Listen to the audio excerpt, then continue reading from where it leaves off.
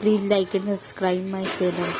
सभापति महोदय, वित्त मंत्री जी ने सदन के सामने जो वित्त विधेयक प्रस्तुत किया है, मैं उसका समर्थन करता हूँ।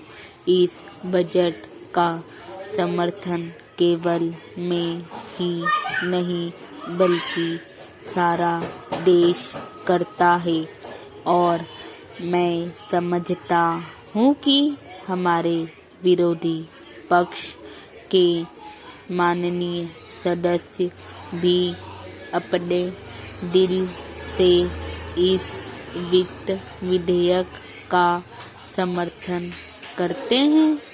पहली बार इस सदन में इस प्रकार का बजट प्रस्तुत किया गया है।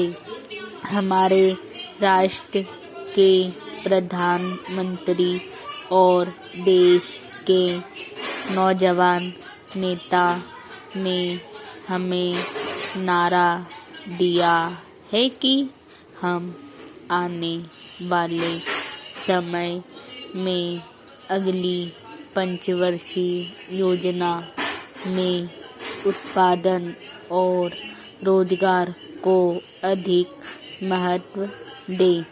इसी सिद्धांत को लेकर माननीय वित्त मंत्री जी ने उत्पादन को बढ़ाने के साथ साथ हमारे देश से बेरोजगारी को समाप्त करने के लिए साहसिक कदम उठाए हैं।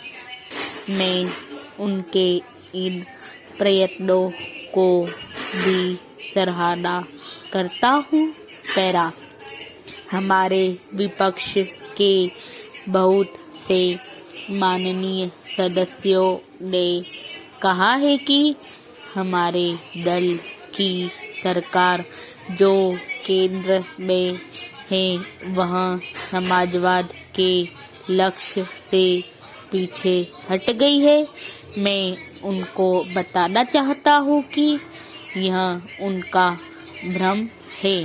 इस बजट में जिस तरह से विभिन्न क्षेत्रों में प्रावधान किए गए हैं, वे संकेत करते हैं कि वे केवल करोड़पतियों के लिए ही नहीं बल्कि हमारे देश के जन साधारण लोगों की आवश्यकताओं की भी पूर्ति करते हैं। मैं विपक्ष के माननीय सदस्यों को बताना चाहता हूँ कि पिछले बजट में जो घाटा था और जिन परिस्थितियों में वित्त मंत्री जी ने यह बजट पेश किया था, उसको भी समझ लेने की आवश्यकता है।